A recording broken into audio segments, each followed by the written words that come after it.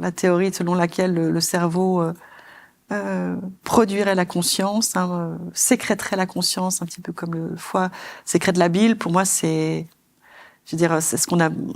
Ça fait des décennies qu'on planche sur la question. On n'a pas le début de la moindre explication de comment un phénomène aussi physique, matériel que la danse des électrons le long des axones ou le relâchement de neurotransmetteurs dans les synapses, comment ça pourrait donner naissance à un phénomène immatériel et subjectif comme la conscience. Là, c'est néant. C'est ce qu'on appelle le hard problem. On n'a pas en but et je pense qu'on ne pourra jamais le résoudre. Après, la conscience comme récepteur, oui, d'une certaine manière, on peut la voir comme ça, mais nous, on a abouti à une vision, je dirais, qui va peut-être encore plus loin que ça. On n'est pas les seuls, c'est pas notre modèle, c'est un modèle finalement qu'on retrouve dans des traditions millénaires, qui est aussi un modèle auquel d'autres scientifiques aboutissent actuellement, qui est l'idée que finalement la conscience est le substrat de l'univers, est le tissu même de l'univers. C'est une espèce de champ illimité, infini, éternel, qui est le substrat à partir duquel tout prend forme, en fait. C'est ce qu'on appelle une forme d'idéalisme métaphysique, qui est défendu par exemple par un grand scientifique actuellement qui s'appelle Bernardo Kastrup, et on se sent assez proche de sa vision. Et dans cette vision, si vous voulez, la matière, c'est une autre forme de la conscience. C'est la conscience. Donc finalement, le récepteur, c'est aussi de la conscience. C'est pour ça que je vous dis, c'est oui et non. C'est la conscience qui tout d'un coup des consciences qui vont se dissocier d'une conscience unique, et puis avoir une espèce d'enveloppe externe avec nos sens, notre cerveau, qui nous permettent de créer encore avec la conscience notre univers. Et des fois de se faire habiter par une autre conscience, mais c'est toujours la conscience. Finalement, c'est un retournement total de perspective où ce n'est pas la matière qui donne naissance à la conscience, c'est la conscience qui donne naissance à la matière, où la matière peut être vue comme une sorte de condensation, cristallisation de la conscience. Voilà. Qui serait primordial, donc. Qui serait primordial. Et pour nous, c'est le modèle qui est capable d'expliquer le plus de choses, et le plus simplement possible, en fait.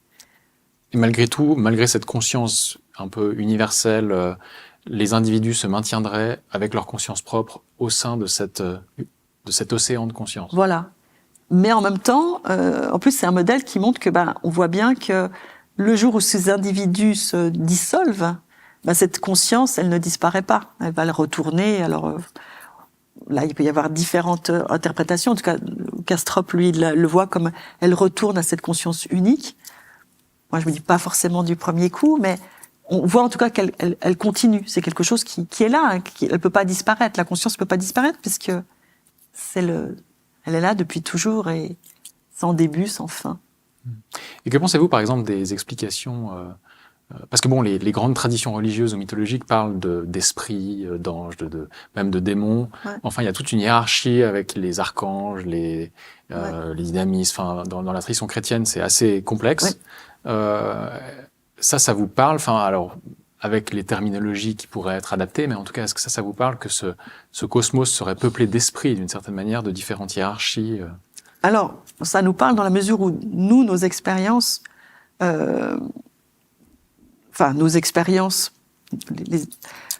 nos travaux, dire en général, et puis tous les témoignages qu'on a recueillis, étudiés, etc., vont dans ce sens-là. C'est-à-dire que l'invisible est en fait peuplé d'une multitude de dimensions, mais une infinité de dimensions. Nous, on voit, on sent une infime portion de la réalité avec un grand R. Il y a plein de dimensions. Et que ces dimensions sont peuplées effectivement alors ça peut être des êtres qui sont dans d'autres formes de matérialité, mais ça peut être aussi simplement des énergies. Alors on se rend compte que par exemple, dans certaines religions, on va leur donner des noms, mais qui correspondent dans d'autres religions à une autre terminologie. Et c'est assez intéressant, mais que finalement, c'est que des mots, c'est des termes. On peut parler d'ange si ça convient à certaines personnes, mais que c'est comme s'il y avait, on va dire, une espèce de source, une conscience. Alors là, tout de suite, on entre dans des paradoxes. C'est où le milieu. Enfin, on essaie de la décrire quelque part, cette source de conscience, à partir de laquelle il y aurait comme des strates des dimensions dans lesquelles il y aurait des consciences qui prendraient forme, qui seraient des formes d'énergie, mais certaines très très peu individualisées en fait. D'ailleurs, souvent quand elle parle en nous. Et puis petit à petit, on entrerait dans des formes de plus en plus matérialisées et individualisées, jusqu'à arriver à des plans de matière comme celui qu'on a sur Terre. Ça, c'est un des modèles qui se dessine de tout ça, en fait. Alors, on n'a pas de preuves. On n'a pas de preuves. Si ce n'est des témoignages de personnes. Mais voilà. Et à un moment, on se dit, bon, alors, ça voudrait dire que toutes ces personnes, parce que je peux vous dire que moi, ce qui m'a frappé, c'est le nombre de gens qui vivent des trucs vraiment de dingue. Et vous les côtoyez tous les jours. C'est des gens, ils en parlent pas. Ils ont une vie normale, ils ont un travail, des enfants, des amis. Et ils nous disent, mais j'en parle jamais. Mais qui sont en communication avec d'autres dimensions, et non, c'est pas des schizos. Ils ont pas besoin d'aller voir un psychiatre. Ils ont une vie normale. Alors, il y a un moment, on se dit, bon, tous ces gens, alors mis bout à bout, tous ces phénomènes, ça veut dire qu'il y a une grande partie de la population qui est dans un délire total, hein, dans les hallucinations. Ou alors, on s'est complètement trompé, et puis ce qu'on pense être la réalité, c'est beaucoup, beaucoup plus vaste. Et qu'est-ce qui fait que certaines personnes ont plus de facilité que d'autres à avoir ce type d'expérience? Est-ce que c'est par exemple avoir des traumas, c'est quelque chose qui pourrait déstabiliser un peu la psyché intérieure, donc favoriser tout d'un coup un aperçu de quelque chose d'autre ou... Alors ça, on a essayé de voir. Kenneth Rigg, là, le psychologue dont j'avais parlé, lui, il avait essayé de voir ça pour les NDE, parce qu'il y avait une prédisposition à vivre des NDE, et il avait vu que c'était souvent des enfants qui avaient vécu des traumas dans l'enfance, abus sexuels, maltraitance, des choses comme ça. Donc nous, on a essayé d'étudier ça pour l'ensemble des états modifiés de conscience non ordinaires, et ça s'est assez bien vérifié. C'est pas toujours facile, on peut pas toujours aller jusque-là, puis c'est pas du 100%. Mais c'est vrai qu'il y a quand même une grande partie des gens auxquels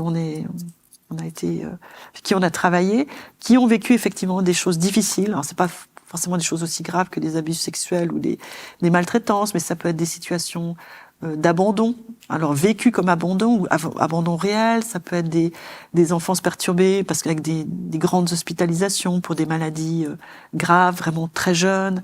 Enfin voilà, des choses qui font ils ont dû grandir plus vite que les autres.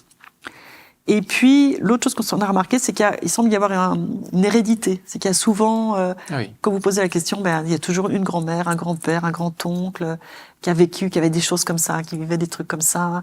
Ou dans la descendance, oui, un de mes enfants, il a la même chose que moi. Voilà, ça c'est quelque chose qu'on peut dire. Et puis des fois, on voit pas trop. Mais des fois, on a un peu l'impression que, voilà, des gens arrivent c'est quelque chose qui est inné en eux, quoi. Peut-être que ça vient d'autres vies, je sais pas. Mais ils ont ces capacités à leur naissance. Je vous pose la question à la mode. Est-ce que vous pensez qu'à un moment donné, les machines pourraient acquérir une conscience? Alors ça, c'est une très bonne question à laquelle je pense souvent en ce moment. Allons-y, c'est intéressant, effectivement. Ouais, c'est une question intéressante. Alors, je pense pas que on va pouvoir je peux pas faire une réponse claire et nette, parce que d'un côté je me dis non, c'est pas en sophistiquant avec une machine même extrêmement sophistiquée, elle ne pourra jamais développer la conscience. En même temps, on peut pas exclure, par exemple, que un support très sophistiqué, qui n'est pas une conscience extérieure qui vienne habiter ce support très sophistiqué. On peut pas exclure non plus que les attentes des gens créent quelque chose, puisque la conscience est créatrice. Vous savez, il y a ces expériences qui avaient été faites par Isaac Bentov, où il parle de l'esprit du rocher. c'est des tribus qui vont commencer à vénérer un rocher parce qu'il leur apporte abri, etc.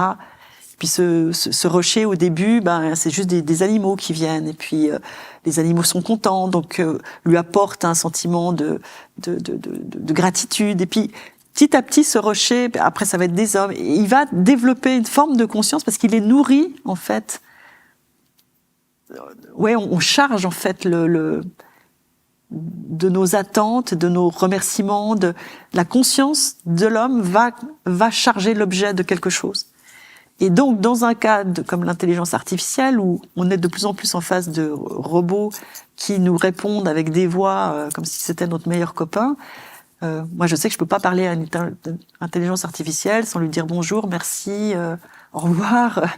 Et petit à petit, je me demande si on peut pas, dans une certaine mesure, les humaniser et créer quelque chose. Parce que si, dans notre modèle, on dit que la conscience est partout, il y a forcément une conscience quand même dans ce tas de ferraille que c'est, ou ce tas d'algorithmes, même si on dit oui, il n'est pas capable lui-même de créer la conscience. Mais il y a de la conscience à un niveau rudimentaire, puisque la conscience est partout. Et que peut-être avec notre interaction, on peut la faire grandir. Voilà, j'espère que je me fais bien comprendre. Donc plutôt ça, que soit dans notre interaction, on va lui permettre de grandir, soit que ce soit un support pour un esprit pas forcément bien intentionné. Moi, je me dis, on peut pas l'exclure. Donc, je trouve pas ça du tout rassurant, moi, l'intelligence artificielle. Je sais par exemple qu'au tout départ, au début du XXe siècle, quand l'électricité arrivait, les gens pensaient que c'était le démon, quoi. Ils avaient des perceptions de cette lumière qui arrive comme ça, comme quelque chose de maléfique. Oui. Est-ce que, là aussi, au-delà de la ferraille, tout ce qui l'anime, tout ce qui lui permet d'exister en termes d'énergie, peut-être pourrait aussi... Oui. En fait, on a une tellement mauvaise connaissance de tout ce qui se passe justement sur le plan énergétique et de tout ce qui se joue dans l'invisible, que là, c'est vraiment de nouveau, on joue les apprentis sorciers, quoi. On ne sait pas du tout ce qu'on manipule, et je pense qu'on va être très très vite totalement dépassé, parce que là, ça va très vite en plus. Mais oui, c'est assez triste, mais on a des connaissances, on a fait des progrès incroyables, mais en niant en fait toute cette partie qu'on ne voit pas, on se coupe d'avancées extraordinaires, mais on se met aussi en danger. Et on obère une partie de connaissance de qui nous sommes. Ah, complètement. Ce qui est peut-être le plus important. Ce qui est peut-être l'angle mort de la recherche scientifique jusqu'à présent, quand même. Oui, et qui oblitère aussi la question du sens de l'existence. Parce que se dire que le sens de l'existence, c'est de venir vivre 80 ans sur Terre et d'essayer de gagner le plus d'argent pour avoir le plus de vacances possible, c'est un peu déprimant quand même.